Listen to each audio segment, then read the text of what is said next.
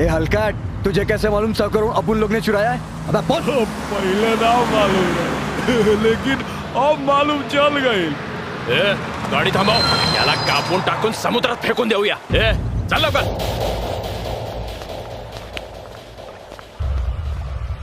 काढायची पट्टी।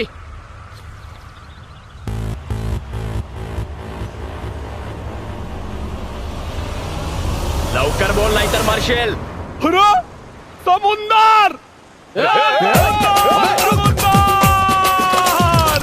समुंदर का पाणी!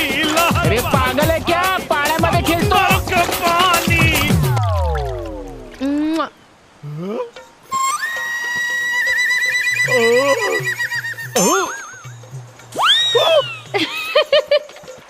तुझ्या तर अरे शाण्या, अरे शाण्या बोल ना।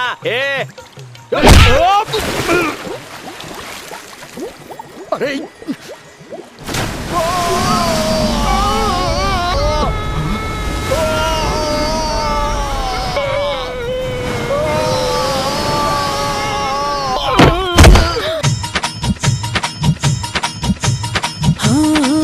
आई गौना के बारात जाइब सैया जी के साथ, बस 2-4 दिन के बाद चढ़ी डोली में। अजिया धड़ के हमार जाए पड़ी ससुरार, छुट्टी घरवा दुआर यही होली में। अपना मर्जी के हम मालिक, हुक्म दोसर चलाई। मानी नाही मोर बलमुआ, सारी रात सताई। करी मोहे परेशान सही सोच।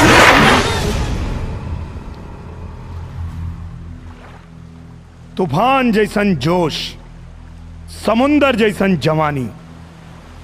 बेटा हमरे नाम है निरहुआ हिंदुस्तानी। मारी से आओ।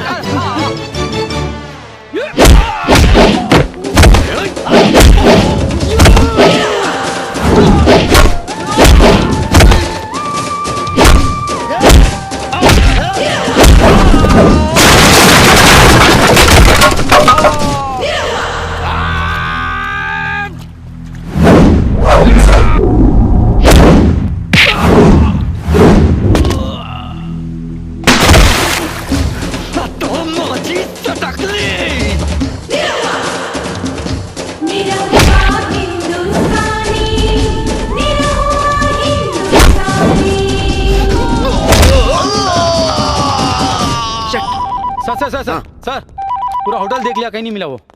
अरे ऐसे कैसे हो सकता है? ढूंढो सब जगह। यस सर। कहाँ गया वो? हेलो, कंट्रोल रूम मधून म्हात्रे बोलतो साहेब।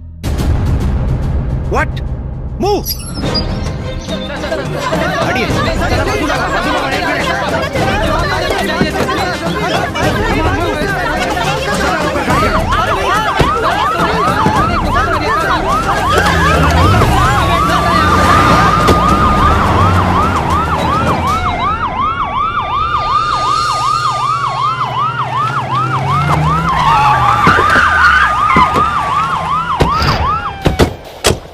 निकलो बाहर, पुलिस ने तुम सबको चारों तरफ से घेर लिया है। चलो जल्दी, कोई होशियारी नहीं। तुम लोगों ने थोड़ी सी भी चालाकी की तो तुम्हें गोली मार दी जाएगी। साहेब, जेकरा के तू लोग ढूंढत बाड़ा, वो गाड़ी में ना, कचरा पेटी में कचरा भी न था। हाथ ऊपर कर। Hands up, हिलना मत, बाहर नहीं, बाहर नहीं।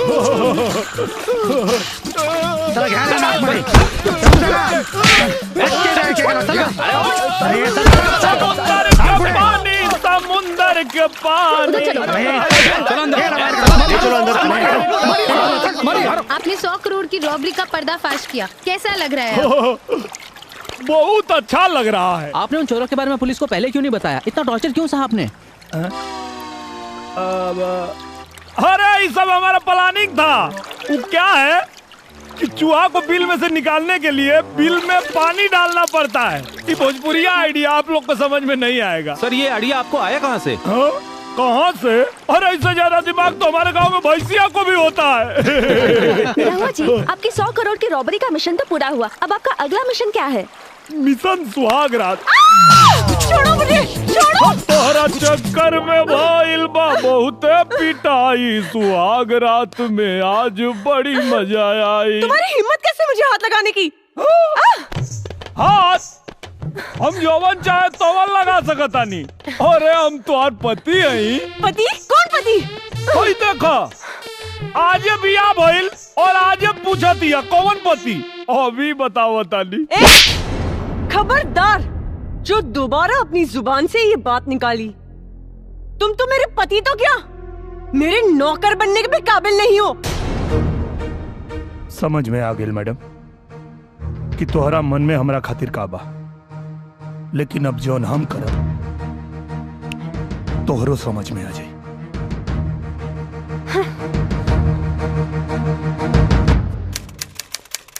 मिस किरण खन्ना, ठीक है ना भाई जी? हाँ। Bungalow number 203, palm spring, Goregaon west, Mumbai 104। Nirahua, court का नोटिस।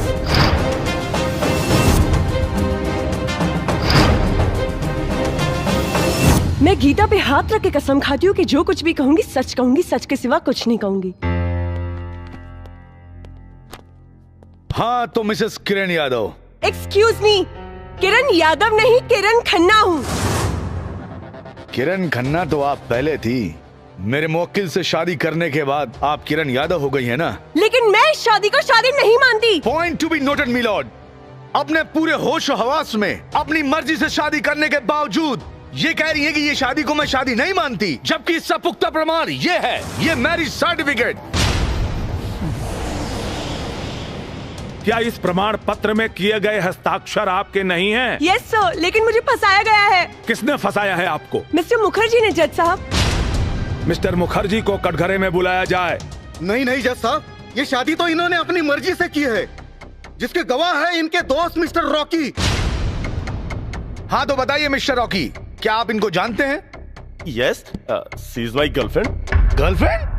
अगर ये आपकी गर्लफ्रेंड है तो आपने इनकी शादी मेरी मुवक्किल निरहुआ कुमार यादव से क्यों करवाई? मतलब आप नामर्द हैं? क्या बात कर रहे हैं आप? मैं मर्द हूँ। आप नामर्द हैं? मैं मर्द हूँ। आप नामर्द हैं मिस्टर रॉकी। जज साहब, इनको पता नहीं है, मैं रोज सुबह 2 लहसुन खाता हूँ। इसीलिए आपने अपनी गर्लफ्रेंड की शादी मेरे मुवक्किल ये देसी मर्द निरहुआ कुमार यादव से करवाई। ये सच है या नहीं? जज साहब, मैंने इस वजह से थोड़े ना शादी करवाई। तो किस वजह से करवाई है? मिस्टर मुखर्जी के कहने पे। मिस्टर मुखर्जी ने कहा कि मैं किरण को 1 करोड़ रुपए दूंगा। जज साहब, इसलिए मैंने शादी करवा दी। इसमें मेरा कोई कसूर नहीं है। नहीं सर, मिस्टर रॉकी ने कहा था कि आप किरण को 1 करोड़ दोगे, आप मुझे भी 1 करोड़ दीजिए, मैं किरण को राजी करा दूंगा। Point to be noted milord, Mrs Kiran पे इंडियन पीनल कोड की धारा 120B आपराधिक षड्यंत्र और धारा 420 का भी केस बनता है। अरे बाप रे बाप! क्या करता है? माय बाप! गांव के सीधा साधा लड़का के साथ इतना बड़ा छल!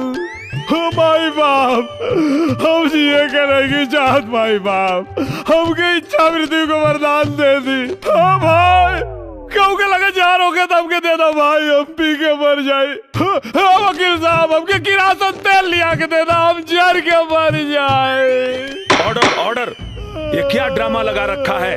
और ड्रामा ना जज साहब, लाचार पति के फरियाद। अब हम कौन मुंह लेके अपना गाँव जाए? अब अगर हम गाँव जाए तो अपन मेहरारू के लेके जाए, ना तो गाँव में हमार लाश जाए जज साहब। अब हमार जीवन और मरण सब आपके फैसला पे निर्भर बा जज साहब। ऑर्डर ऑर्डर, मिस्टर निरहू, ये अदालत है, आप अपने जज्बातों पे नियंत्रण रखिए और अपने जगह पे जाके बैठिए। ठीक बा। ऑर्डर ऑर्डर, इस केस की सुनवाई आज पूरी हुई। अब इस केस का फैसला अदालत दिनांक 23 अप्रैल 2017 को सुनाएगी। The court is adjourned for today. Order order, तमाम गवाहों और सबूतों के मद्देनजर रखते हुए ये अदालत इस नतीजे पर पहुंची है कि पैसे के लालच में किरण खन्ना ने निरहु कुमार यादव से शादी की और पति पत्नी के संबंध को मजाक बनाया, जो कानून के साथ साथ समाज के लिए भी अपमानजनक है। इसलिए अदालत हिंदू मैरिज एक्ट धारा 9 के तहत किरण खन्ना को आदेश करती है कि 1 साल तक निरहु कुमार यादव के साथ रहकर दाम्पत्य जीवन का निर्वाह करें। 1 साल के बाद अगर ये चाहें तो अदालत में तलाकनामा दायर कर सकती हैं और ये अदालत निरहु कुमार यादव को सचेत करती है कि किरण कुमार से किसी प्रकार की जोर जबरदस्ती ना करें। एकदम नहीं करेंगे माई बाप, बस ही मत करें हमारे साथ में। और साथ ही साथ ये अदालत पुलिस प्रशासन को आदेश देती है कि इंटरनेशनल इंश्योरेंस कंपनी के अधिकारियों को एवं राकेश कुमार उर्फ रॉकी को तुरंत हिरासत में लेकर कानूनी कार्रवाई करें। The court is adjourned for the day.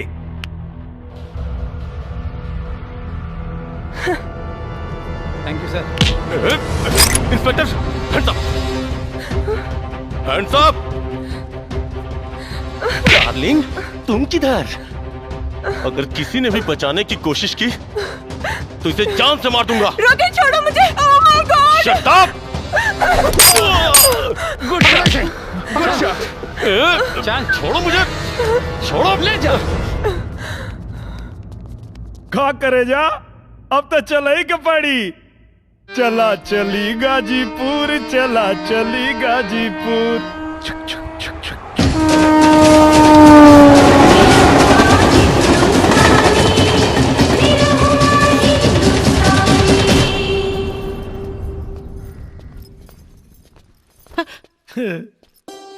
अरे बेटा, कितना दिन बाद तोरा के देखा थी बचवा।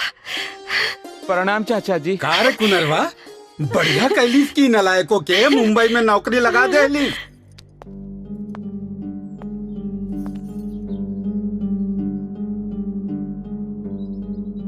ये क्या बेटा? तुहार बहू रानी।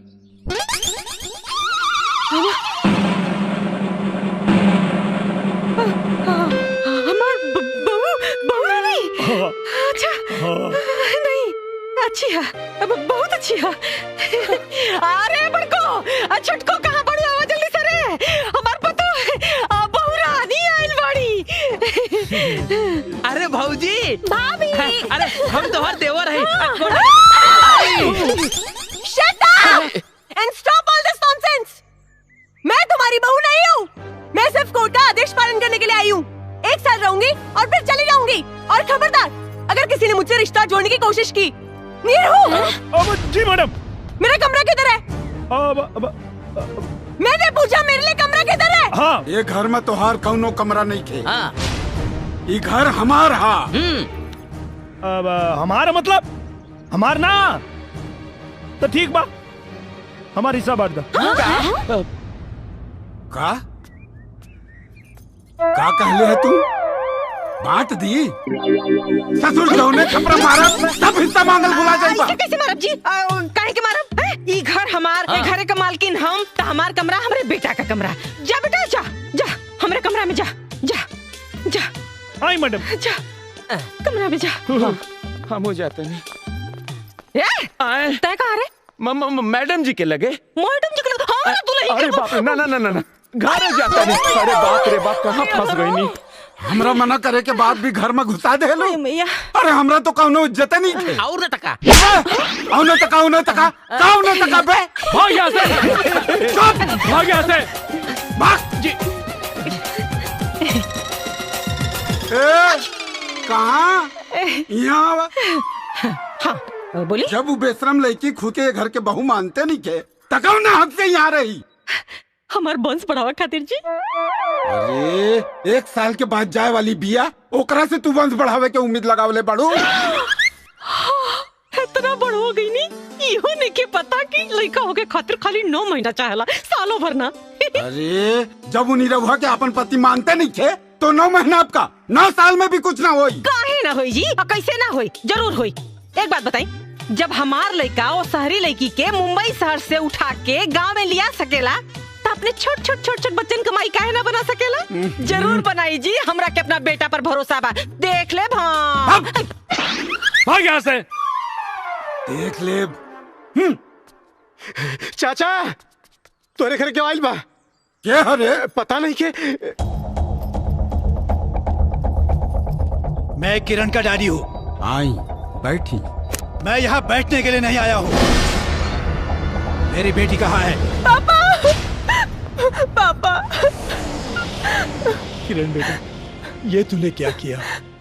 अनजाने में मुझसे बहुत बड़ी गलती हो गई पापा। कोई बात नहीं, तुम्हारी गलती सुधारने के लिए मैं आ गया हूँ।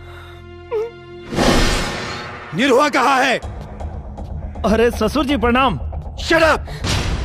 मुझे ससुर जी नहीं, साहब जी कहो। राजा का मुकुट पहनने से कोई भिखारी राजा नहीं बन जाता। भिखारी की क्या औकात होती है मैं अच्छी तरह जानता हूँ।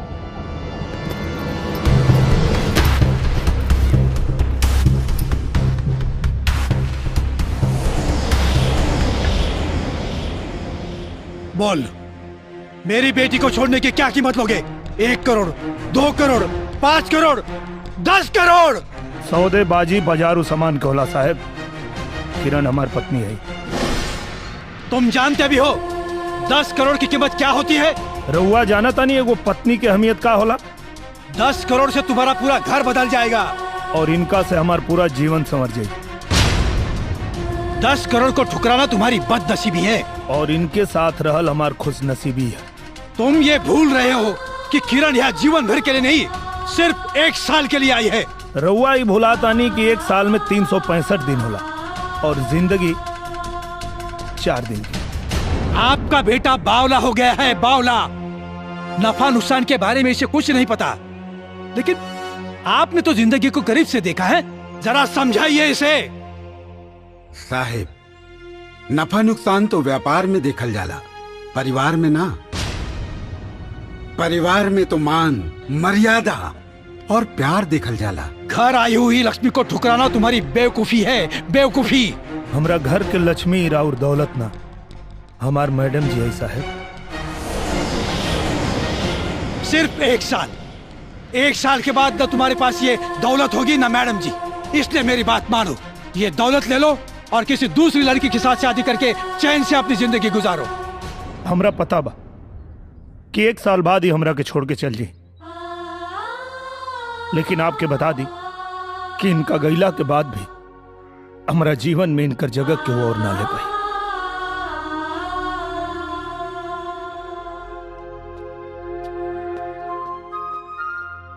वैसे तो हमनी के संस्कार ना हा कि द्वारी पर आयल मेहमान के जाए के कहीं।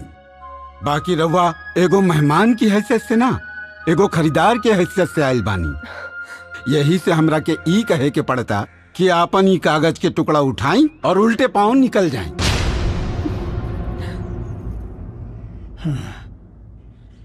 आज तक मैं केवल पैसों की अहमियत जानता था, लेकिन आप सबके विचार जानकर मुझे रिश्तों की अहमियत भी समझ में आ गई। एक बाप होने के नाते मुझे इस बात की तसल्ली हो गई है कि मेरी बेटी सही और सुरक्षित जगह पर है। बेटी, उम्मीद करता हूं कि अगली बार जब मैं यहां आऊं तो मुझसे बेटी के रूप में नहीं, इस घर की बहू के रूप में मिले।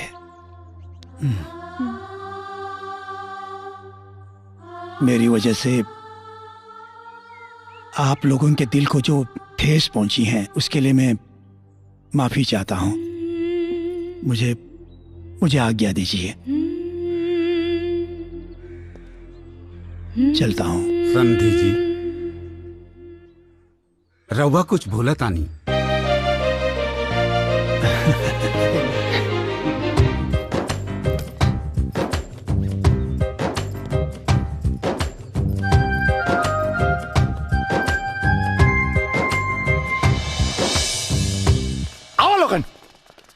गिरधारी भैया बाहर निकला है। गिरधारी भैया बाहर निकला।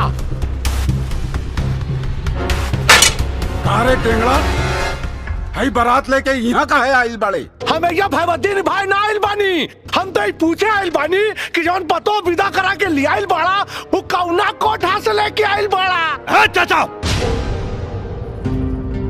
ए टेंगड़ा अपन गंदा जबान के लगाम दे। वो हमार पतो है। पतो? अरे दुद्दू को पतो तो बाड़ी घरवा में है भैया। ये कवन ने का डिजाइन का पतो लेके आइल बाड़ा तू है? न मांग में सेनूर, न लिलाट में टिकुली, न गला में मंगलसूत्र, न हाथ में चूड़ी, न गोड़ में छागल, न आंख में काजल है। ए पारस हमार पतो चाहे जैसे रहे, अरे तोर काहे करे जा बता।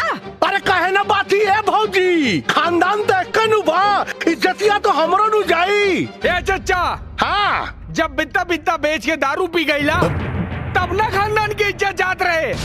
हाई देखा है? उल्टा चोर कोतवाल के डांटे और लंगटा गांव भर कपड़ा बांटे। ए पंच लोग बुलाई इनका पतो के और नीमन बाउर जवन फैसला हो रहुए लोग करी बुलाई। रे टेंगड़ा हमार बेटी पतो है पर्दा में रह ले। अरे का भैया दाई से पेड़ छुपा होता रहा है? अरे तोरा के बतावा अगर पतोया आ गई ना तो सारा पोल खुल जाई, पूरा गांव के सामने बेइज्जती हो जाई। हाँ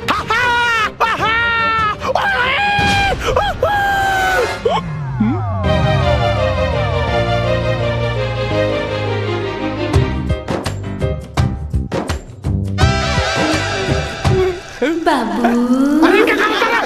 अरे क्या मुंह तता रहे? तो माई के अरे बंद कर रहे। अरे मुंह तता अरे बंद कर। अरे बंद कर रहे कपड़े मुझ में बंद कर।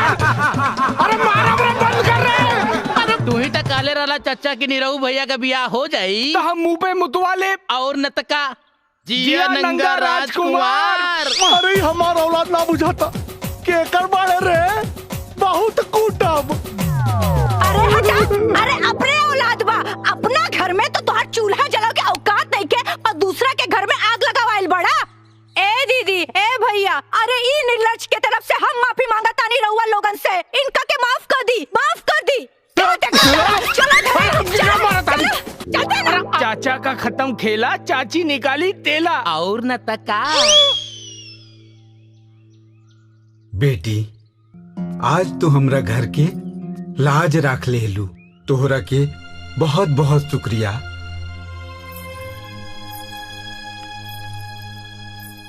शुक्रिया बोल के मुझे शर्मिंदा मत कीजिए बाबूजी, ये मेरा भी तो घर है।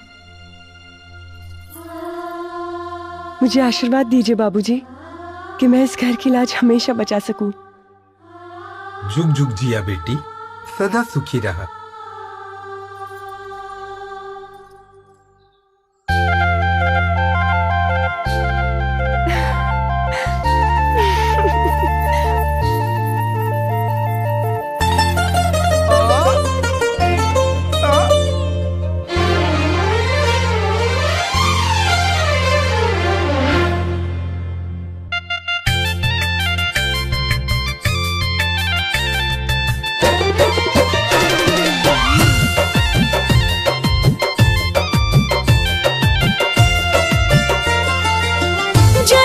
जादू किया अब मोरा झूमे जिया, जाने क्या जादू किया अब मोरा झूमे जिया। दिल बोल पिया पिया पिया पिया। दिलवा के बात बड़ा ढेर दिन पे कहलू, दिलवा के बात बड़ा ढेर दिन पे कहलू। बतावा जा बतावा जा बतावा जान कौना बदरी में छिपल रहलू। बतावा जान कौना बदरी में छिपल रहलू। बतावा जान कौना।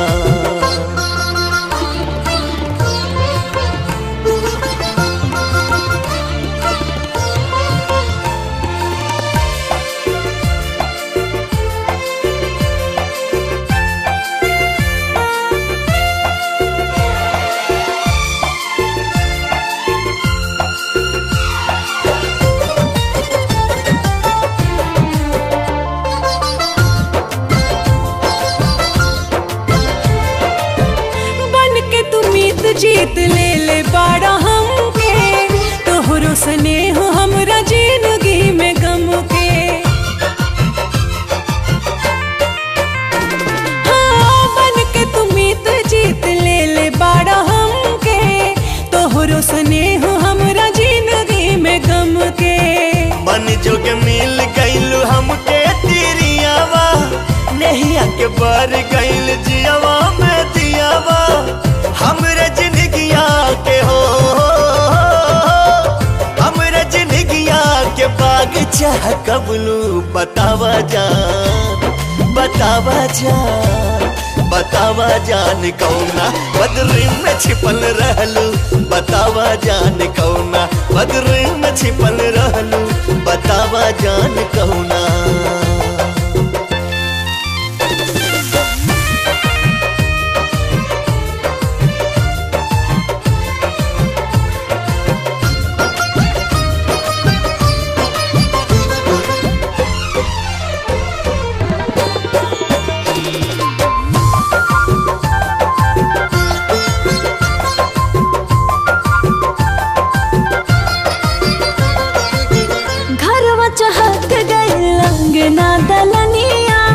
बड़ी लछनदार बहू हाउ लक्ष्मीनिया, देवर जी के बाड़ तो त सपना के रानी, पढ़ की बहिन नियन बाड़ जेठानी। हमर निरहुआ के हो,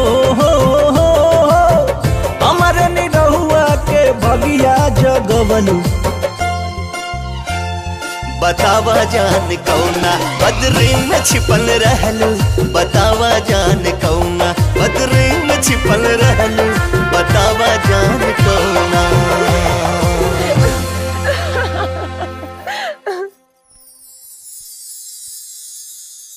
दुल्हन कितना सुंदर लागत आरू, एकदम हिंदी फिल्म के हीरोइन जैसन। दुल्हन एगो बात कही, आपन सुहागरात के सपना तो हर लड़की सजावेली, लेकिन तोहार सुहागरात के सपना सिर्फ तू ही ना, ये पूरा परिवार सजैले बा। मैं कुछ समझी नहीं। हमार कह के मतलब ई बा कि हमरा के और छुटकी के नसीब में भगवान माई बने के सुख तो देवे न कैलन, यही से ई खानदान के वंश चलावे के पूरा जिम्मेवारी तोहरा पे बा। बड़की भाभी, हाँ रवा के माई बुलावताड़ी। अच्छा चला बता। हाँ। मंजली भाभी हाई ली राउर मोबाइल। अरे वाह, मंजली भाभी के तने रहू भैया बहुत प्यार करी ले। अच्छा तोहरा के कैसे पता बा? कैसे पता का, जेकरा हाथ में मेहंदी खूब लाल होला मतलब कि ओकर मरद ओकरा के बहुत प्यार करी ले। अच्छा तोहरा मरद मेहरारू के प्यार खूबे पता चलता। हाँ लागता भैया से बात करके तोहरो हाथ में मेहंदी लगवाही के पड़ी। अच्छा मजलू हम अबे आवतानी।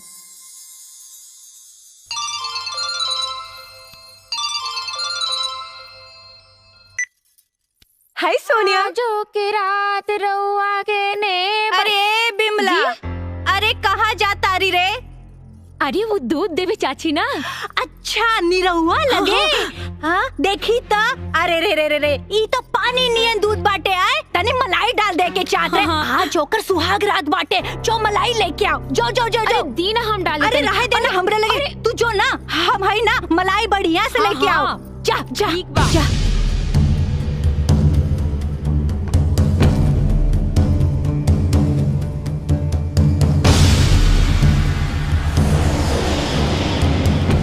ईला चाची अब तो खुश ना। हाँ हाँ पकड़ा। जा बहुरिया से कह दियो कि जरूर पिया दे। जा। हाँ हम एकदम में कह दे। जा जा जा।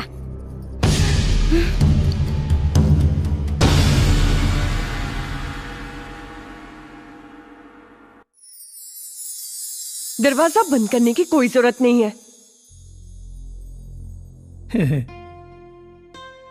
अरे तू तो नाराज हो गेलो। वो बड़की भौजी के चलते थोड़ा लेट हो गया, सॉरी।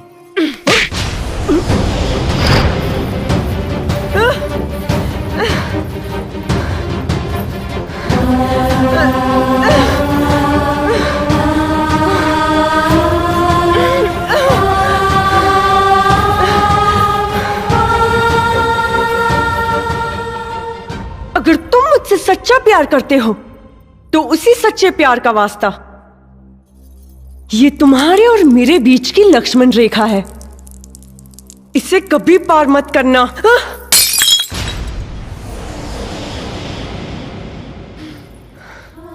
लेकिन काहे किरण, एक तरफ तू हमके प्यार के वास्ता देता और दूसरी तरफ करीब आवे से रोका था। काहे? क्योंकि मैं तुमसे नफरत करती हूँ और पूरी जिंदगी नफरत करती रहूंगी। लेकिन किरण, हमार कसूर का? तुम्हारा सबसे बड़ा कसूर ये कि तुमने मुझसे प्यार किया। बहुत घमंड है ना तुम्हें अपने प्यार पर। मैं तुम्हारा सारा घमंड चूर चूर कर दूंगी। तुम्हारी बीवी होकर तुम्हें बीवी का सुख नहीं दूंगी। तुम मुझे महसूस करोगे लेकिन छू नहीं सकोगे। तुम मुझे देख सकोगे लेकिन पा नहीं सकोगे। रुलाऊंगी, तड़पाऊंगी, तरसाऊंगी, यही सजा है तुम्हारी। निकल जाओ यहाँ से, गेट आउट। अरे कुलच्छनी, अरे ये हमार घर है, हमरे बेटा का घर है, देखो नहीं निकाले वाली रे हैं? तोरा के तोरा औकात बताओ तनी हम। चल, जौन गाय दूध न दे वो माटी में जाए। कौनो रिश्ता नहीं के तोरे घर से, निकल यहाँ से।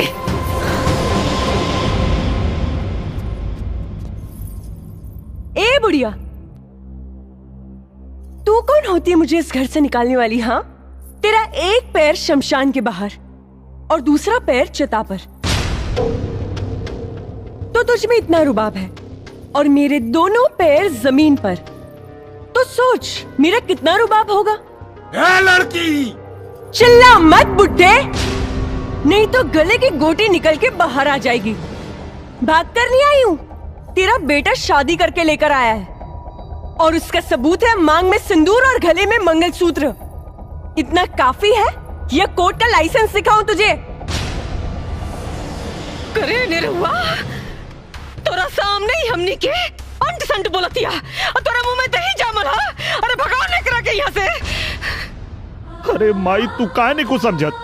का करता रू तू?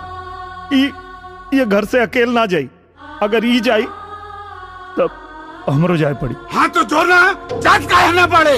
रुआ शांत रही, हम बात करता नहीं ना। देख बेटा, हमार बात सुन।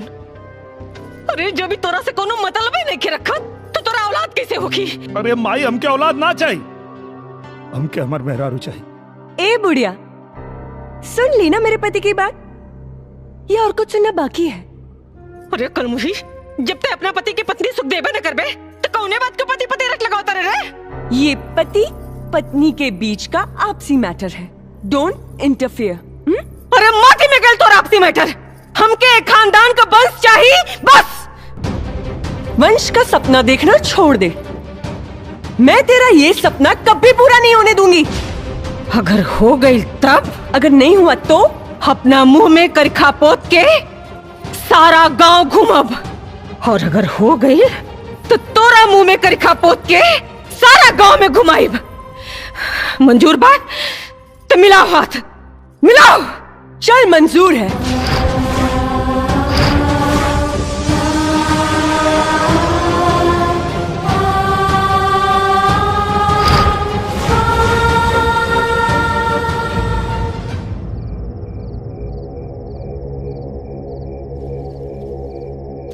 बच्चा, एक फल का नाम ले। केला। बच्चा, एक सब्जी का नाम ले।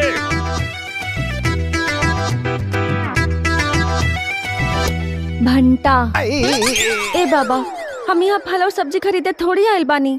ये सब छोड़ी ना, हमके तो बस ये बताई कि हमार ब्याह कब होई। हम कब से इंतजार करत आनी। बस बच्चा, एक आखिरी सवाल। बच्चा, एक जानवर के नाम बता। घोड़ा। शांत बेटा, शांत। बस बच्चा, तुम्हारा शादी का संयोग चरमरा गया है। मालिक की कृपा से इसी लगन में तुम्हारा निकाह होगा। वाह बाबा, धन्यवाद बाबा, धन्यवाद। जा बच्चा, जा।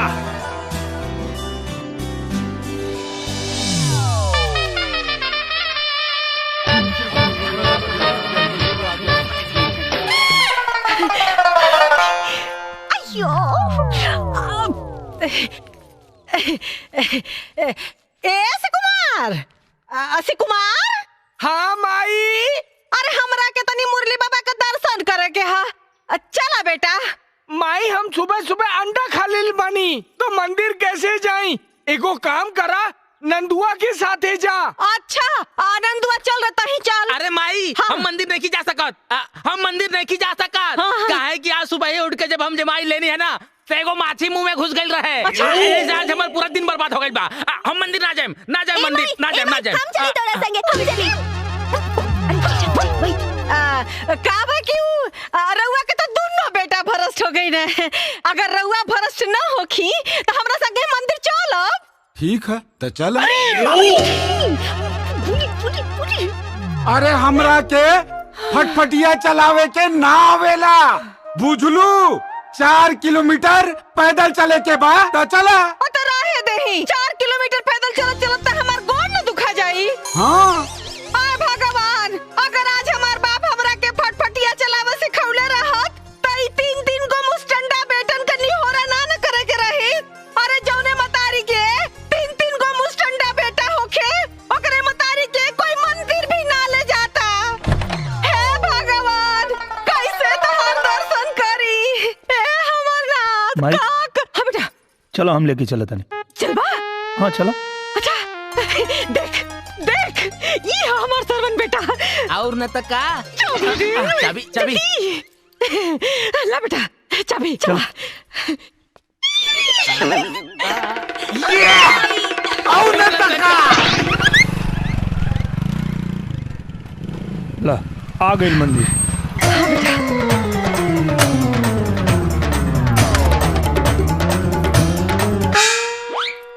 कहाँ गेली?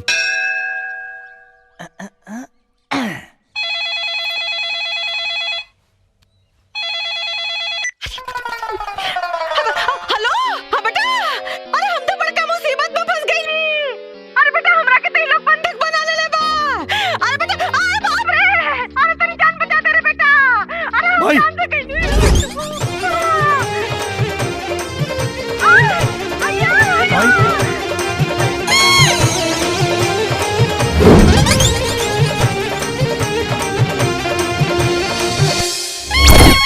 भाई तू कहाँ बाड़ू? हमके का पता? अरे हमरे आके पता बट्टी बांधल रे। कुछ नहीं के लगा। का चाहता हूँ लोग? बात करावा हमरा से। सुना, तू अपन माई के जिंदा देखल चाहता रहा, तू करा जो हम कहता नहीं। का चाहता रहा तू लोग? तोर बगल में वो मंडप लगल बा, वो मंडप में दूल्हा की जगह जाके बैठ जाओ। अबे हम काहे बैठ जाई? वो मंडप में आज हमार बिटवा की शादी है। अरे तो तोरे बेटा की शादी है तो अपने बेटा के बैठाओ, हमके काहे बैठे कहता रे? अरे वो तो परेशानी के बाद बा, हमार लड़का शहर से शादी के लिए आवत रहे, अबले नहीं खे आई और इधर मुहूर्त बीतल जाता और शादी के मुहूर्त बीत गए तो अगले 20 बरस लड़की के शादी के लगन नहीं खे। ऐसे लड़की वाला हमार मेहरारू के बंधक बना ले बा और अगर मुहूर्त बीत जाए वो हमार मेहरारू के गोली से मार दे। ऐ खातिर जब तक हमार बिटुआ नहीं खिया तू दूल्हा बन के बैठ जाओ। अरे हम बैठब तो लोग के पता ना चली कि हम दुल्हन आई। तू होकर चिंता मत करो, वो लोग कुछ ना जान पाई है। वो कहा है कि लड़की वालन हमार बिटुआ की शक्ल ना देख ले। हाँ देखो तू लोग सही नहीं करत। अभी सही गलत सोचे के समय नहीं खे, फिर कुछ समय के बाद बा तोर छठा फेरा होते हमार बिटुआ आ जाई। सुना, कुछ गड़बड़ कैला तो अपन माई की जिंदगी से हाथ धो बैठ में। चुप बुढ़िया चुप। चला माई चला चला चला। पंडित जी दूल्हा बाबू आगे ले। जल्दी जल्दी ब्याह करा। जल्दी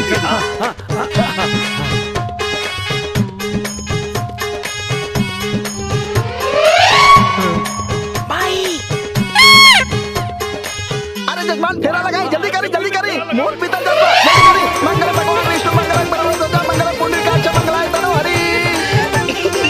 अब आगे चली जल्दी करी हाँ जल्दी करी।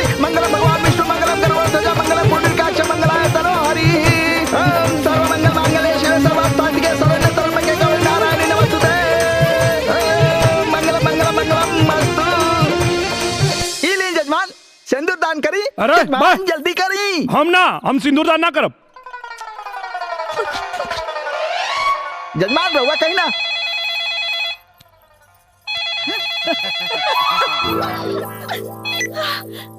हेलो रुक का गईला। तू तो कातरा लेके छाफेरा में तोर बेटा आ जाए, कहाँ रह गई?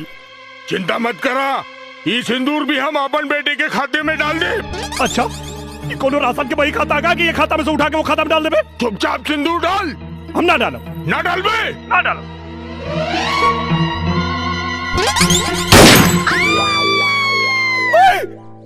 अब अभी तक तो जीता नहीं बेटा, बाकी आगे के जिंदगी का कोनो भरोसा ना।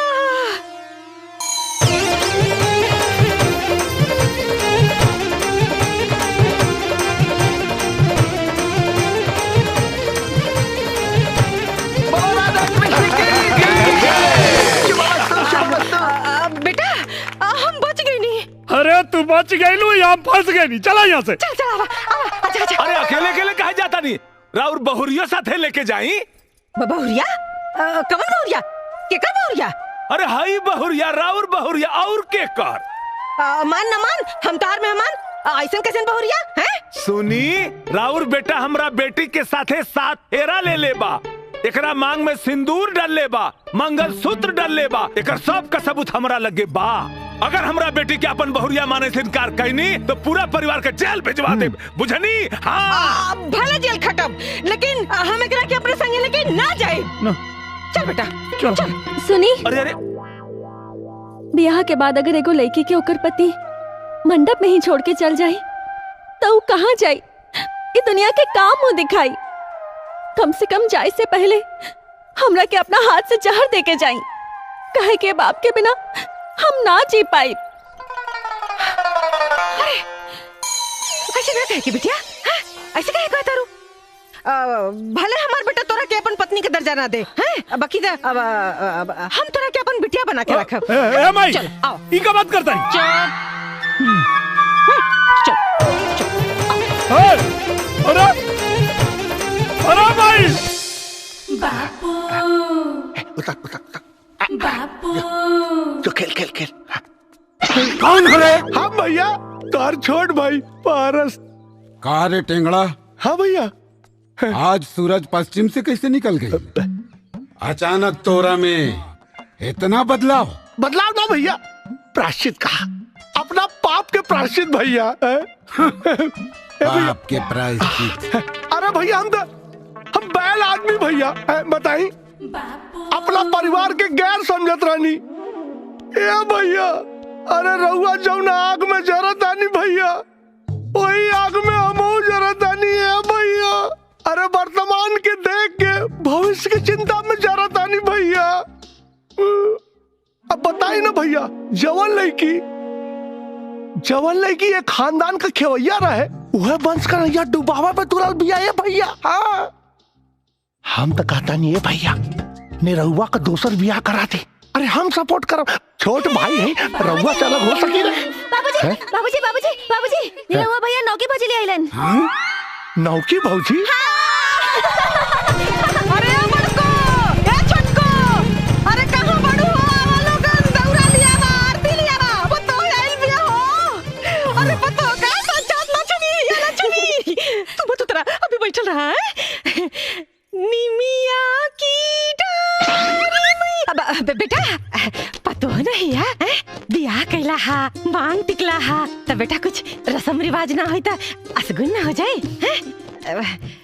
निमिया की डाली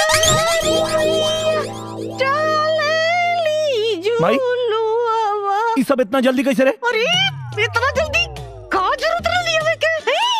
अब तू लोग के पता नहीं लगा कि भौजी आवत है, नहीं ना? अरे भाई, हम रंगोली फेंके जाता नहीं, वैसे हमरा हाथ में बा। अच्छा। हाँ माँ जी, हम तो ई तो दौरा छत पर डाले जाता रहनी हो और ई जाता रही हो पूजा करे, यही से इनके हाथ में बा। हाँ। निमिया की डारी। माई ई के है? अरे को कुछ नहीं रे, अरे मिठाई खिया, हमार पतो आई बिया। पतो? अच्छा, ला नीरव, मिठाई खा, ला खा। ये मिठाई कैसा? अरे वो घरे मिठाई ले आइले ढेर दिन हो गए रहे ना, यही से किन के लिए नहीं है। और न तका ना खेबो मत खा मत खा झूली झूलू उतरा बच्ची की झूली अरे आराम से झूली ना धीरे से रखिया में गोड़ नंदुआ गाड़ी पकड़ता बेटा तू उतरा मैया मोरी गावेली गीतिया बेटा ए में गोड़ डाल के तो चला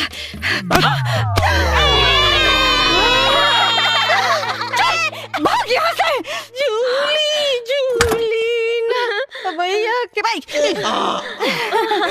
चाचू बढ़िया कर ले बेटवा दूसर बिया के ले ले बहुत बढ़िया पता नहीं कि इतना मेहरारू कहाँ से मिल जाली हो जहाँ जाला एगो उठा के लिया वाला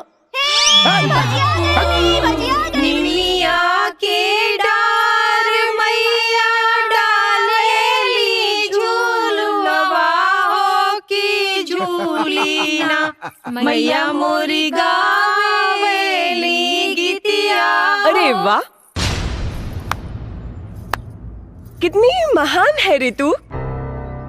तेरा दिल तो समुंदर से भी ज्यादा विशाल, तेरे विचार आसमान से भी ज्यादा ऊंचे, त्याग और बलिदान की साक्षात मूर्ति है रे तू। जो ये जानकर इस घर में आ गई कि तुझे घर तो मिलेगा पर संसार नहीं, तुझे पति तो मिलेगा लेकिन पति का प्यार नहीं, तुझे मन का सुख तो मिलेगा लेकिन तन का नहीं,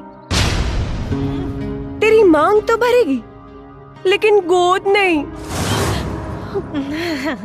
तुझे यहाँ बहू बेटी चाची दीदी मामी काकी बुआ सब कहने वाला मिल जाएगा लेकिन माँ कहने वाला कोई नहीं मिलेगा। ये कहा तारी के बारी ए बुढ़िया बताओ बताओ बताओ काहे नहीं कि मैं इसकी सौतन हूँ। ना ना हमार बात सुना हम बताओ तानी चला अंदर चला बताओ तानी।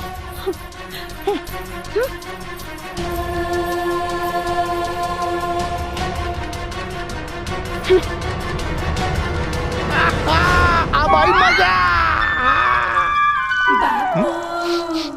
ये तो पेशाब है क्या रे?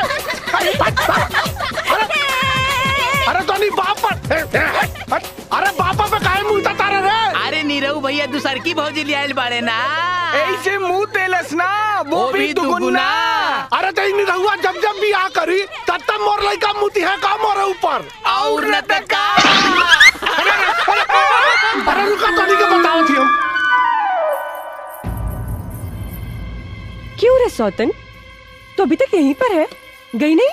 अरे हम काहे जाए, ये हमार घर है, हम यही से रहे और अपन संसार बसाई। सुन मुहे में कर खा पतवा खातिर तैयारी कर। ए बुढ़िया तू क्या समझती है तूने इसको पटा लिया तो तेरा हर अरमान पूरा हो जाएगा? कभी नहीं। नीरव मेरा पति है मेरा, इस छिपकली का कभी भाव नहीं देगा, तेरा कोई सपना पूरा नहीं होगा।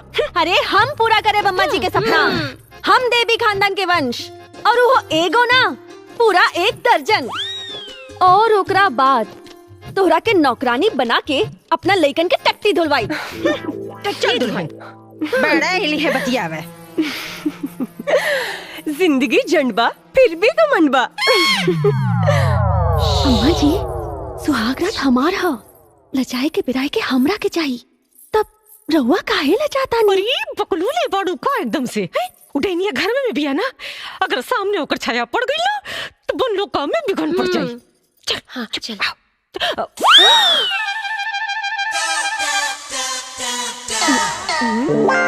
जा जा। लेकिन अम्मा जी हमरा लाज लागता। हो गई गुड़ गोबर। अरे समझा करा के। अरे आज लजाइबू तो पूरा जिंदगी लजाते रह जाइबू। गिरा दे तू इलाज शर्म की दीवार और जा अपना सैया जी पे चलावा अपना हुस्न के वार। जा। ए नंबर 2 नीरवा मेरा पति है मेरा, तेरा कुछ नहीं होने वाला समझी? अरे तू शांत रहा शांत रहा। जा जा।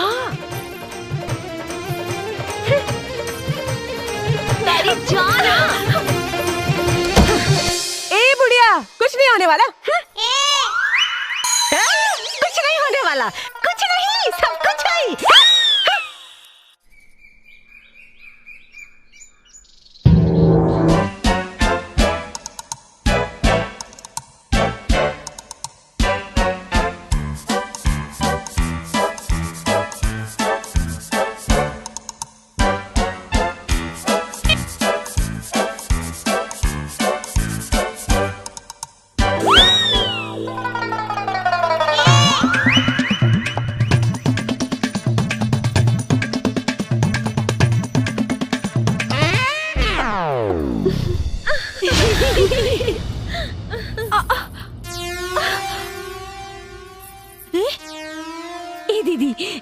लागत बना कि इनके एक ही रात में हालत खराब हो गई भाई। लागत है कि देवर जी 30 साल के कसर एक के दिन में निकाल ले बानी। अरे दुल्हन करिया दुखाते का? हाँ अम्मा जी, कमर तो बहुत दुखाता। अच्छा कैसे कैसे भइल?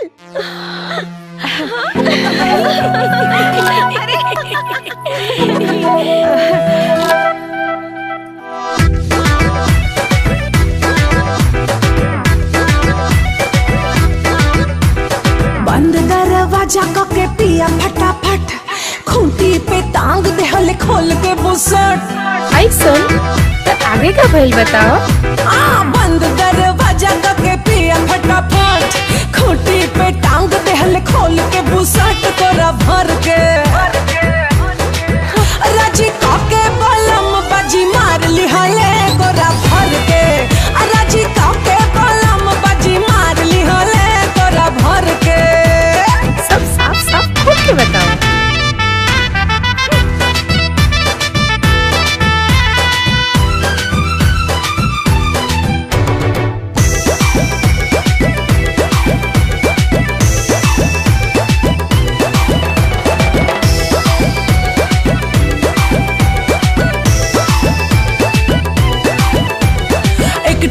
हर ले जब सोर हो सिंगार के बेदबा पर खींच ली हल पिया आँख मार के। अच्छा ये बात बा, फिर कब हो? देह झक झोरले झमक गइल छागल थक से करे जा हमार कर लागल। उठला हर हमरा कतर गोरा भर के। हराजी काके बलम बाजी मार ली हले गोरा भर के। हराजी काके मार ली हले गोरा भर के।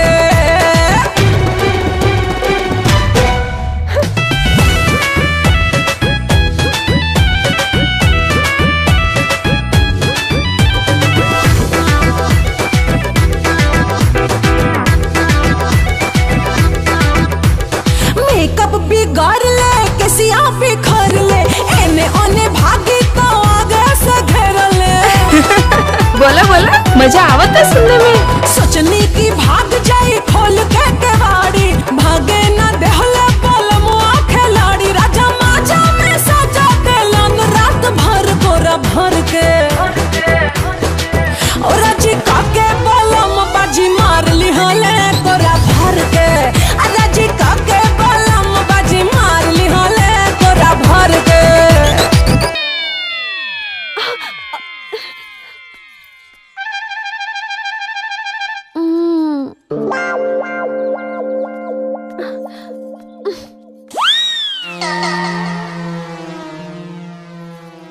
राजी कई के बलमबाजी मार ले ले कोरा भर के। क्या रे बुढ़िया की दुमछल्ली नंबर 2 कैसे बोल रही थी? कमर दुखाता। भूल गई? चोर कितना भी शातिर क्यों ना हो, कोई ना कोई सुराग तो जरूर छोड़ता है। मतलब चल तुझे दिखाती हूँ। अरे सुनो ये क्या है? चटाई इधर पलंग उधर। हाँ बड़ी है सुहागरात मनाने। हाँ ए बुढ़िया तेरी ये फुसफुसिया से कुछ नहीं होगा। किसी काम की नहीं है, किसी काम की नहीं। निरहुआ मेरा पति है, मेरा मुझसे प्यार करता है। इस निठल्ली को तो भाव भी नहीं देगा। अबे बुढ़िया अभी भी हार मान ले। पोत ले काले अपने मुंह पर। टिचू टिचू कुछ नहीं होगा कुछ नहीं होगा कुछ नहीं होगा। सब कुछ होगा सब कुछ। अम्मा जी अरे अरे बिटिया ऐसे दिन करा, ऐसे दिल छोटा मत करा। अरे एक बार खाली चल गलत का भल वार पर वार कर कौनो बार तो निशाना पलागी। अम्मा जी बिटिया जल्दी लगी जरूर लगी। अब हंसदा चुंबन क्रिया तथा इसकी भेद। आए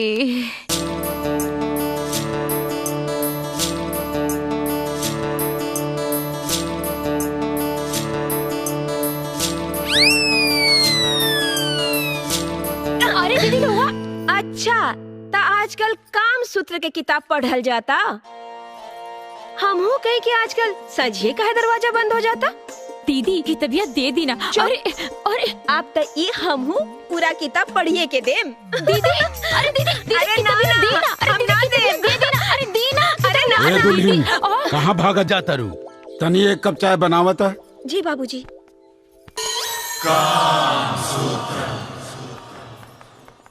ए दीदी दीना की तबिया वहाँ का मांगे तो हम का कहे। अच्छा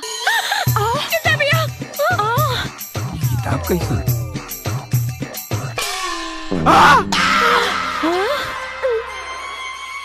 बाबूजी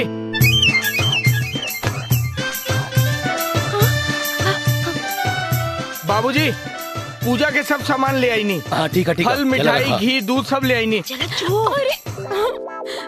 और कुछ काम हो तो हमरा के बता दी बाबूजी।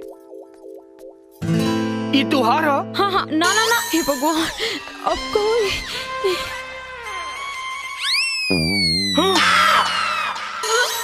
सुकुमार माई ए सुकुमार अरे सुन रे। हाँ माई कल पुनवासी है कथा कहे के पंडित जी से कहले रहे हा। हम भुला गए नहीं माई। अरे तो जो कह दे कल पुनवासी है कथा कहे के बुझाइल और लौटत बखत ठाकुर के कह दी है कि सबके बलौटा दे दी है।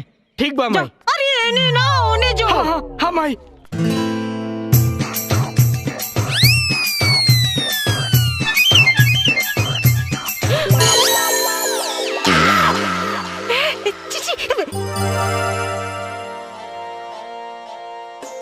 बहू चाय बनल हो? हाँ बाबूजी बना बतानी। हाँ?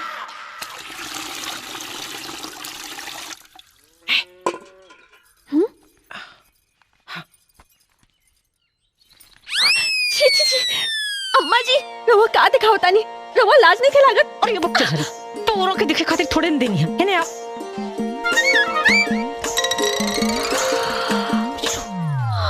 काम सूत्र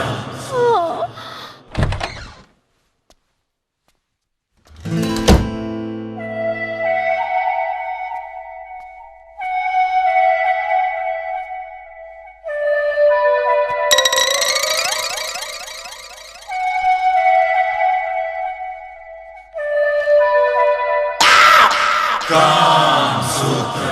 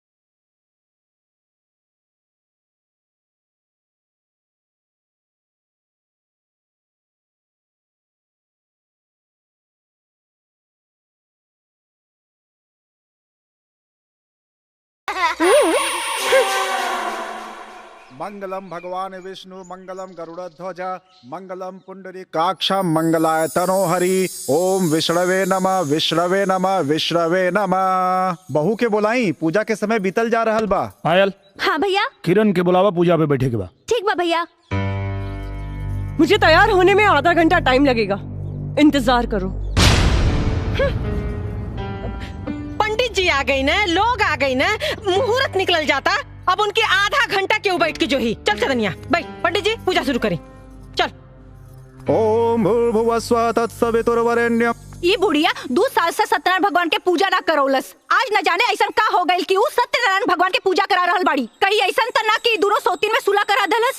अगर कहीं ऐसा हो गई होई तो हमने के कईल कराइल पर पानी फिर जाई। एक लफड़ मारब लफड़ा जी में कितना देर कहती कि रिस्क मत ले, रिस्क मत ले, निरहुआ के नपुंसक बना दे। लेकिन ना, अगर ऐसा हो गई ना चुनिया, तो याद रख तोरा से भीख मंगवाई और हम बैठ के खाई पकड़ पकड़ करे ले। बोलो सत्यनारायण भगवान की जय, माता पिता की जय। जय जजमान, अपन बड़न के आशीर्वाद ले ली।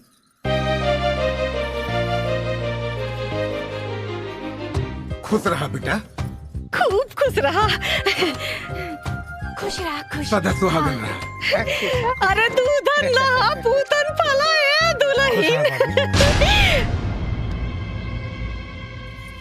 अरे किधर जा रही है?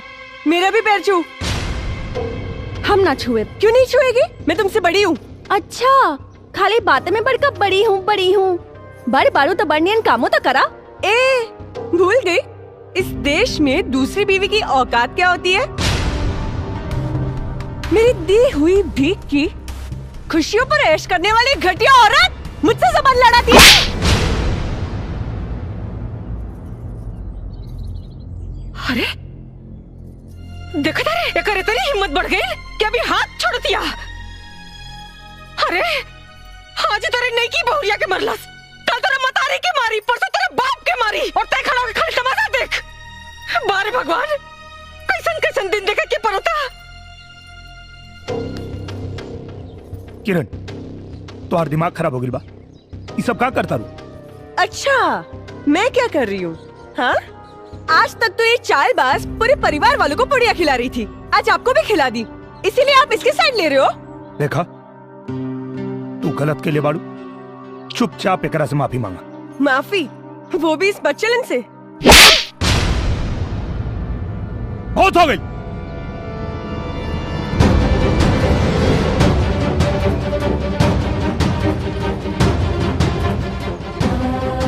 चल तो नहीं जाए लोग, आप लोग अपने अपने घर जाए।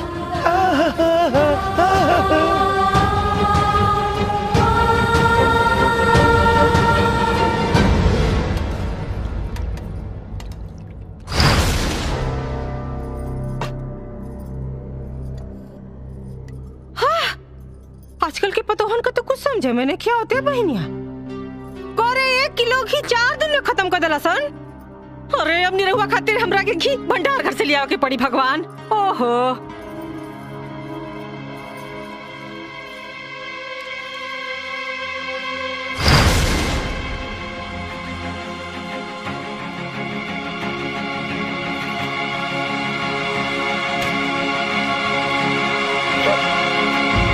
दुल्हीन दुल्हीन ला, बचवा हमार सवेरे से कुछ नहीं के खेले हुआ है ना। ला आज ना खूब मन से एकदम गिरा दिया, मतलब खिया दिया है ना। खिया दिया है।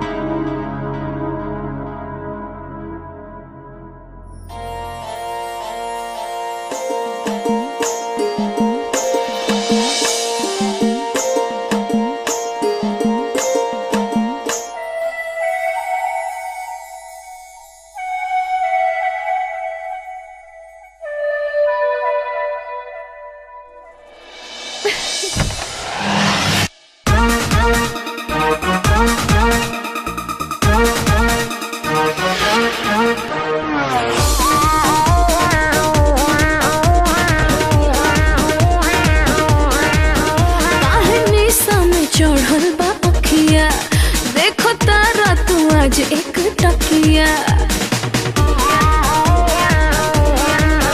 कहली समय चढ़ल बा अखिया देखता रात आज एक टकिया आई हो दादा आई हो दादा आई हो दादा अचके में क्या हो गइल जब से तोरा से मोरा बिया हो गइल आई हो दादा अचके में क्या हो गइल जब से तोरा से मोरा बिया हो गइल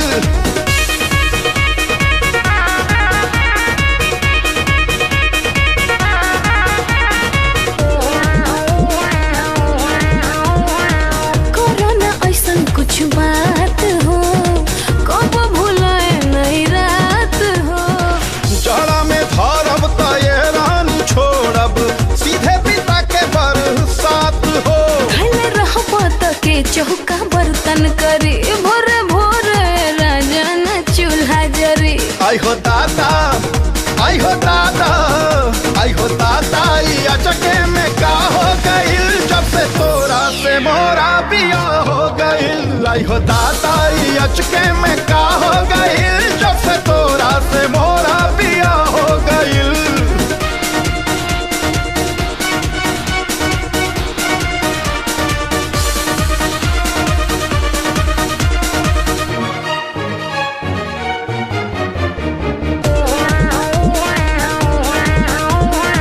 कहिए से करो तानी वेट हो तब जाके आइल बाई डेट हो चला ए गोरी धोइल जाओ चार पाई काहेला कर तारू लेट हो लाज लागता कैसे बताई सजन जब छुअब बदन ता सिहर जाए मन आई हो दादा आई हो दादा आई हो दादा अचके में का हो गइल जब से तोरा से मोरा बिया हो गइल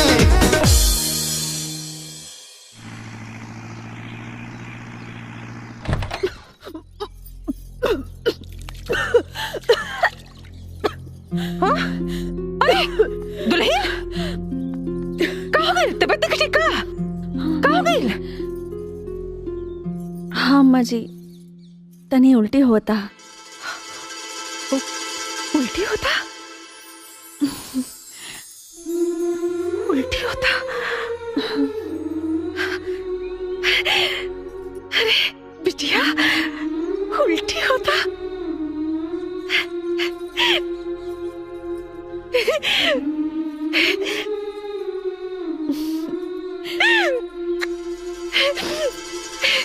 अरे ऐसे कमाओ सिकुमरा नंदुआ बड़की छोटकी अरे कहाँ बड़ा सन आवा अरे मन सा पूरा आ गया बहुत बड़ खुशखबरी आ गई अरे रउआ दादा बने वाला बानी दादा हमारे बाजी बधैया हमारे बाजी बधैया हम बनब दादी लुटाई रुपैया हमारे बाजी बधैया हमारे अंगनैया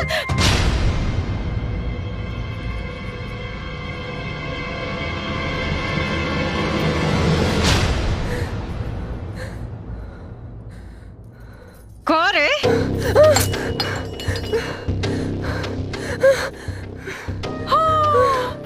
ये तो पहले ही पसीना पसीना हो गई ले दादा हमरा पतो के माई बने का खबर सुन के एकरा तक करे जा सांप लौटा लगल हो हैं? बड़ा कहत रहे कि खानदान के वंश के आगे न बढ़े दे देख सुन लेना भगवान अरे जकर राम रखवैया ओकर का बिगड़ी कोनो कसैया अब ते देख पूरा गांव बुलाइब मिठाई बांटब नाचब गाइब खुशी मनाइब तोरा के चराइब अरे पहली का माई जो किनारम बाबा के ऐसे बीज बनवा के लिया का पता है डाइन का हमरा पतो का कोख मार दे तब सही कहा तारी कुल खातिन कहेंगे चल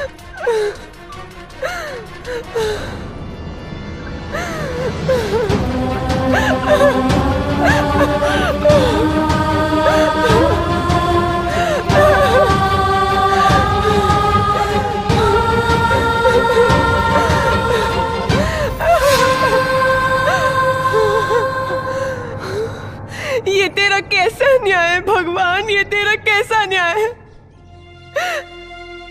जिसने इस घर को वंश देने के लिए इतनी बड़ी तपस्या की, आज तूने उस तपस्या का ये फल दिया, उस पे लांछन लगवाया कि वो इस घर के वंश को नाश कर सकती है। क्या कसूर है मेरा? यही ना कि मुझे कैंसर है और मैं मरने वाली हूँ, यही ना कि मैं इस भयानक बीमारी के बारे में किसी को नहीं बताया। मेरे देवता समान पति का दिल तोड़ा है मैंने। मैं ऐसा नहीं करती तो क्या करती? अगर मेरे पति को सच्चाई पता चल जाती तो जीते जी मर जाते, लेकिन दूसरी शादी कभी नहीं करते और इस घर को कभी भी वंश नहीं मिलता। इस छोटी सी जिंदगी में तूने बहुत बड़ी परीक्षा ले ली भगवान, अब और परीक्षा मत ले। मैं एक इंसान हूँ, तेरी तरह भगवान नहीं हूँ। मैं तुझसे अपनी उम्र बढ़ाने की मांग नहीं कर रही हूँ, वैसे बस थोड़ी सी जिंदगी की भीख दे दे भगवान, ताकि मैं इस घर के वंश को देख सकूं, गले लगा सकूं और मेरी तपस्या सफल हो जाए। भगवान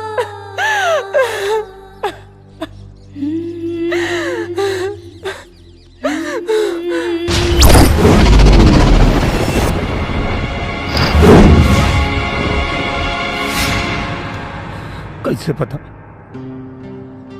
कि तोरा के कैंसर हो? कैंसर मुझे नहीं तो। छुपावे की कोशिश मत करा, सच सच बताओ, तोरा के हमार क्रिया?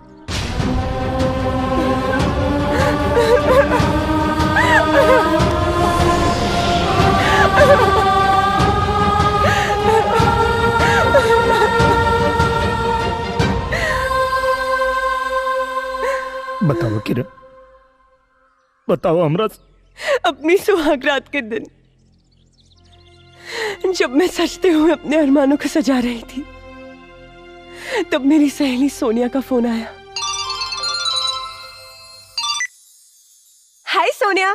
बेटा मैं डॉक्टर मकवाना बोल रहा हूँ। ओह अंकल आप। बेटी मैं तुम्हारे पापा को फोन लगा रहा था पर नॉट रिचेबल आ रहा था। मैं तुम्हें बताना तो नहीं चाह रहा पर मैं मजबूर हूँ बेटा। अंकल आप पहेलियां क्यों बुझा रहे हैं? साफ साफ कहिए ना। बेटी तुम्हें यूटेराइन कैंसर है, वो भी आखिरी स्टेज पर। हम चाह के भी तुम्हें नहीं बचा सकते बेटी। अंकल क्या मेरी इतनी जिंदगी बची है कि मैं माँ बन सकूं? इस जन्म में तो तुम माँ नहीं बन सकती। हेलो किरण बेटी। अंकल मेरा एक काम मानोगे? हाँ बेटी बोलो। तो आप वचन दीजिए कि इस बीमारी के बारे में हम किसी को भी नहीं बोलेंगे, पापा को भी नहीं।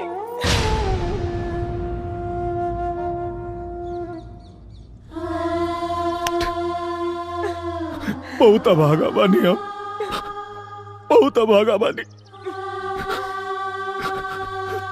भगवान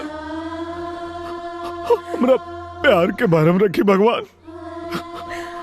इनका सारा दुख हमके दे दी भगवान, इनका सारा दर्द हमके दे दी भगवान, इनका मौत भी। ऐसा मत कहिए, मत कहिए ऐसा। भगवान ने मुझे इस जन्म में सौभाग्य नहीं दिया पत्नी धर्म निभाने का, लेकिन मैं भगवान से विनती करती हूँ अगले जन्म में सौभाग्य जरूर दे दे, तन मन और लगन से आपकी सेवा कर सकूं।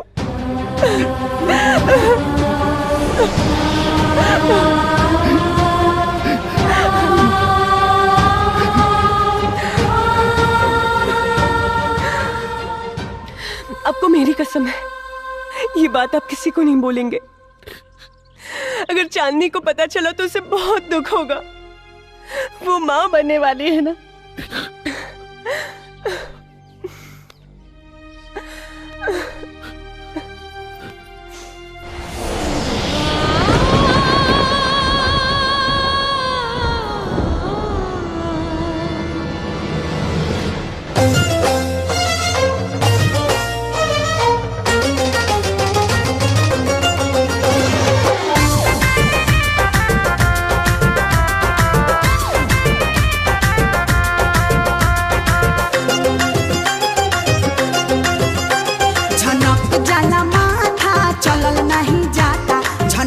जाला माथा चलल नहीं जाता खाएला खटाई बड़ा मन मिचलाता झनक जाला झनक जाला माथा चलल नहीं जाता झनक जाला माथा चलल नहीं जाता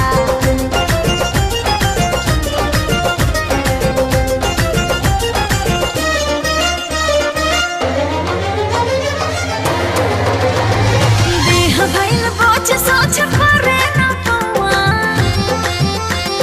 देह भइल बोझ सोच परे ना पौआ जाता हो नौरतन तेल ठंडवा हो जाता हो नौरतन तेल ठंडवा हाँ जाके साजा के मेरा बहाई सब कुछ हवे तोरे भैया के घर पीसे को मार चाहे पीसे को मार चाहे माथे हो माथा नौराता देलई भगा देला बाथा नौराता देलई भगा देला बाथा हर लेला पीरा मिटा देला घौवा जाता हो नौरतन तेल ठंडवा हाँ जाता हो नौरतन तेल ठंडवा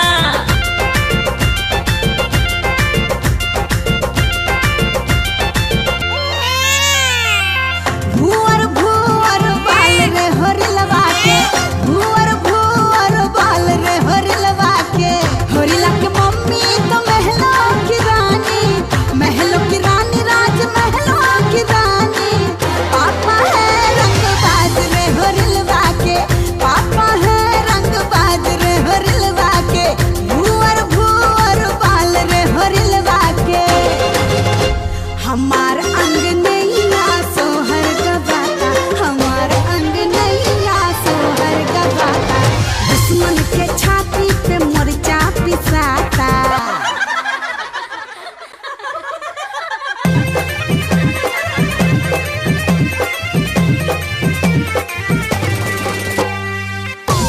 अरे बतैबू ई दर्द 9 महीना कैसे सहलू मोर पहिल पीर जब आई रे हम भुइया लेट बिताई रे मर गई थैया रे मर गई थैया रे ननदो के भैया जादू डाला रे ननदो के भैया जादू डाला रे ननदो के भैया जादू डाला रे ननदो के भैया जादू डाला रे ए दुल्हन चाप ने माई के गोड़ धैला ओकरे बाद सबके आशीर्वाद लैला आवा जा आवा ना जा माँ जी के पास सबके आशीर्वाद लेने की चाहिए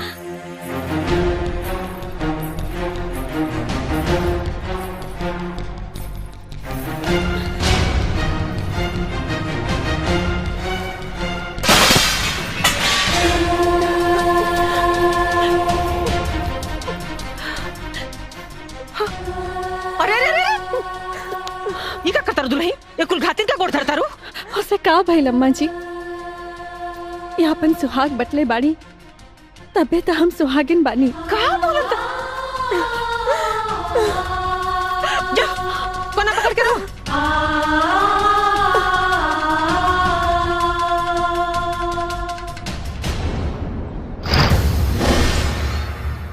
चल चल मुकर चल आज तोर सारा घमंड चूर चूर हो गई अरे तोरा लाख सरपले के बाद भी भगवान हमार मुंह उजियार के देना हार हलबाई खानदान का वारिस तोरा अरमान पर पानी फेरे खातिर खाली अरमाने पे पानी फेरे ना माँ जी एकरा छाती पे किल्ला गाड़े खातिर ए माई मुंह तो देख बुझाता कि विपत पड़ल बा विपत तो पड़बे न करी बिटिया अरे एकर हार जवन हो गई और हमार जीत जवन हो गई अरे माई बहन लोग हमार मुंह का देखता नहीं है अरे वह कुल जीवनी है जो दिन रात हमरा पतो के ताना मारत रहे थूका लोग थूका एकरे मुंह पे भाई का करतर तू अरे वाह आज माई के बात पर तो तोहरा मुंह से बोली निकल गई अजय ई माई की इज्जत उतारत रहे तहिया मुंह में दही जामल रहे। देखा तू लोग ही ठीक नहीं करत लो। अरे तू लोग का पता नहीं कि ए माँ जी देखत का बानी ली लगाई करे खाई करा के।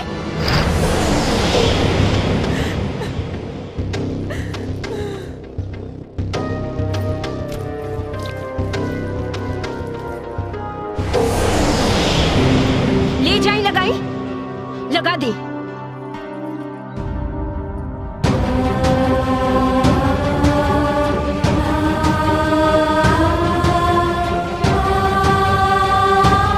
अम्मा जी ये कहा करे तानी रवा जिनका मुंह में करी का पोतल चाहतानी आज उनकरा चलते रावण मुंह जियार भइल बा। अम्मा जी एकरा चलते कुल घातिन के चलते हमार मुंह जियार भइल बा। अरे पगलागल बड़ू का हो। ये गलत नहीं किया अम्मा जी ये तो बस गलत हो गया के नाटक कैली ताकि राहुल बेटा दूसर ब्याह कर सके हमरा से प्यार कर सके और ये खानदान के वंश मिले। हम तो इनके बहकावा में आवा वाला नहीं की। औस तेकरा के हम करखा पोत के रहब जैसे ही शर्म से पानी पानी होके मर जाए। अम्मा जी जे खुदे मरे वाला बाड़ी ओकरा कम से कम मरे के बदुआ तो मत दी। अरे अभी सब झूठ सच बोल के कौन नाटक फंतर हो। हम झूठ नहीं की बोलत अम्मा जी दीदी के कैंसर बा।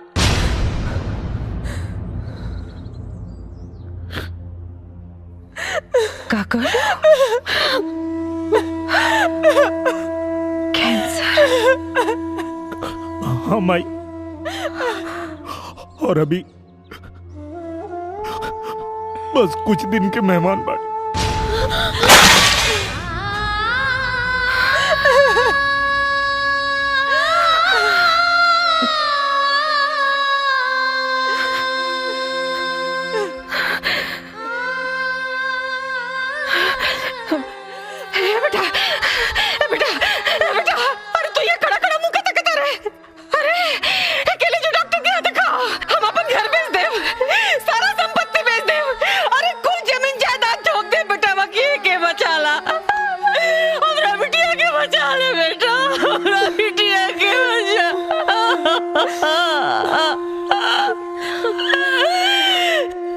कुछ नहीं क्यों हो सकत माई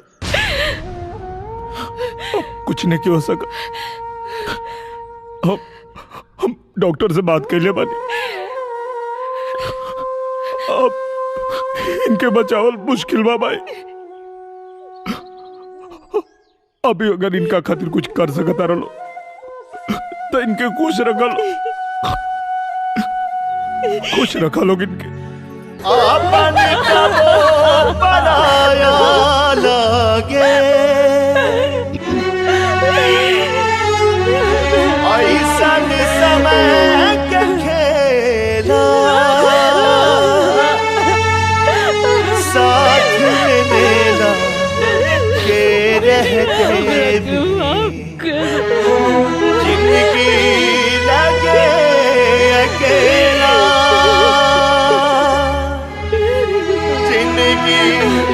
लगे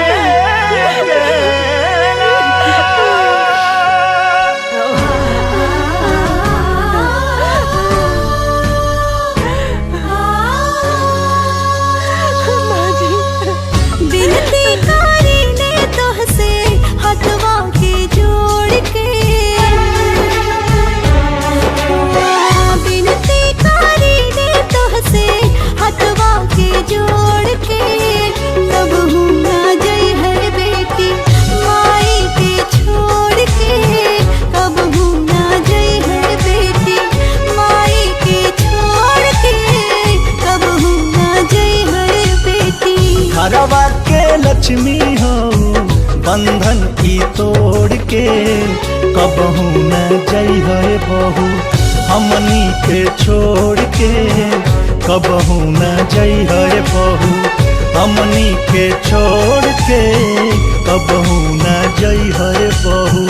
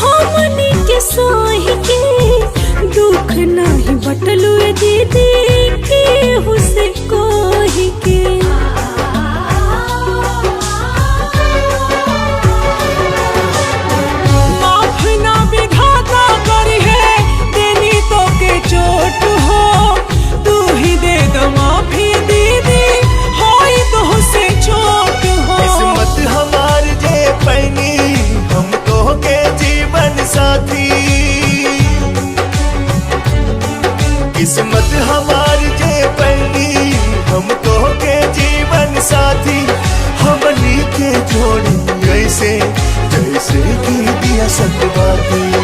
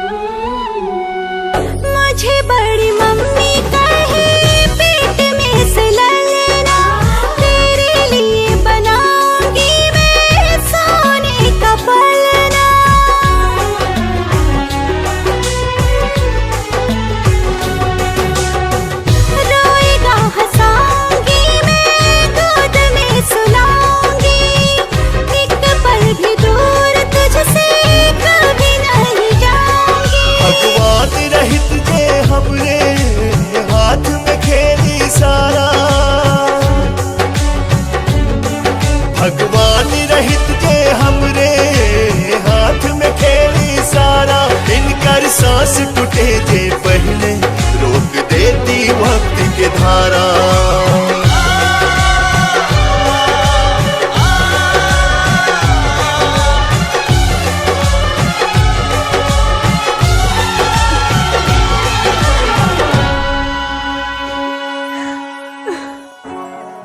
कंधे पर ढोया तुझको कंधा यह तोड़ के, कभी भी न जाना बेटी पापा को छोड़ के, कभी भी न जाना बेटी। पापा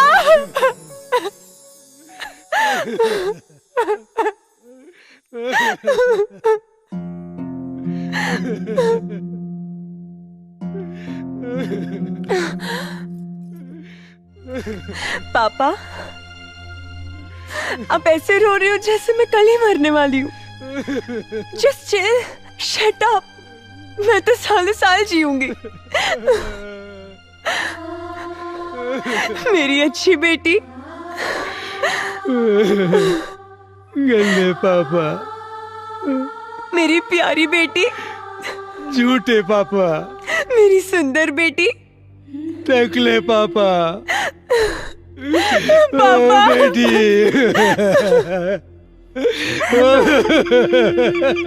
हम ना सुते, ओकनी के जहर दे के सुताए। गिरधारी यादव के घर के अगर मरघट ना बनवनी ना तो हमारा नाम टेंगड़ा यादव ना, टेंगड़ा यादव। अरे चुप करा। अरे तोहार विनाश काले विपरीत बुद्धि को चुप। अरे अभय नु घर में ना दवा खाने में बिया, हर केहू ओकरा आगे पीछे घूम रहल बा। कुछ दिन बीत जाएदा, सब खुला हो जाई, ओकरा बाद हम मौका मिलते ही विनाश कर देब, वंश के नाश कर देब।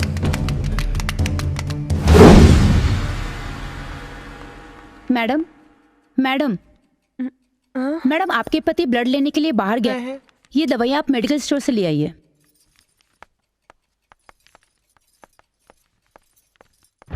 कहाँ बारे औकत लेके कहाँ बा? देखा ठीक से, आज अगर वो मिल गई ना तो निराहुआ के वंश का अंत यही अस्पताल में हुई।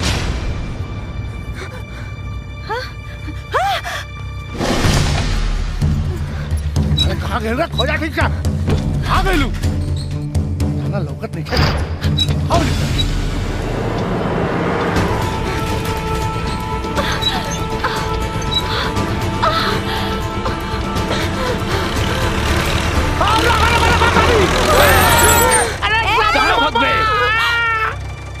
आज तू बच के कहाँ जाइबू?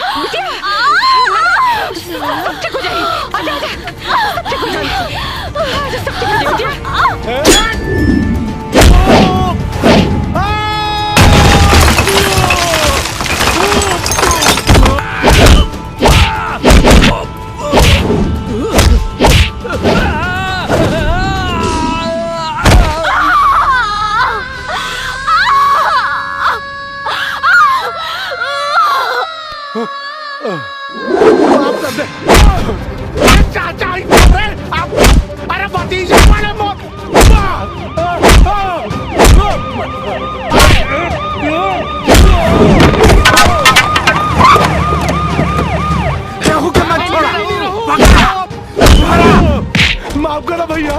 कहा रे टेंगड़ा, तू भाई ना कसाई है। माफ करो। तू ठीक है बेटा? ले जान पड़ा हो।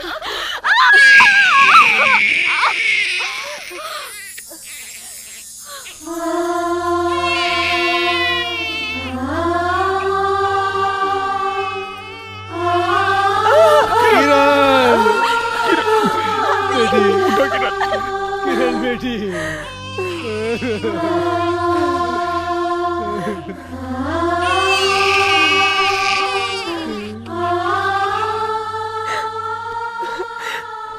चुप चुप जियो मेरे लाल।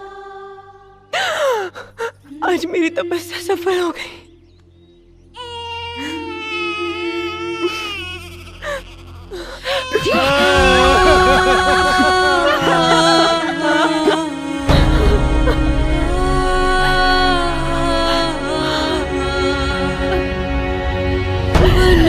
तुमीत जीत ले ले बाड़ा हमके, तोहरो स्नेह हमरा जिंदगी में गम के, हो जिंदगी में गम के। तू ही तहलू एक फूल के दिया नवा, सपना पूरा के खुद भइलू सपनवा। दुनिया के लोग बाट घरवा दुआर के, तू तो बाट गइल अपन सिंदूरा सिंगार के।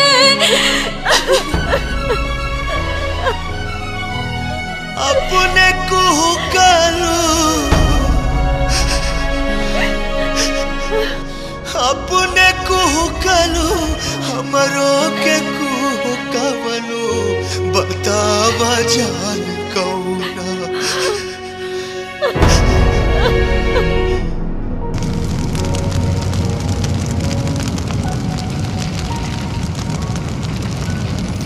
हे जस्ट चिल।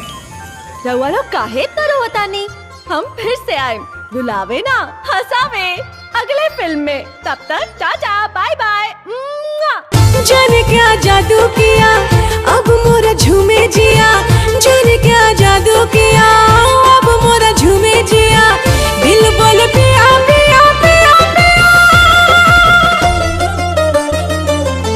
दिलवा के बात बड़ा ढेर दिन पे कहलू, दिलवा के बात बड़ा ढेर दिन पे कहलू बतावा जान बतावा जान बतावा जान कौना बदरी में छिपल रहलू बतावा जान कौना बदरी में छिपल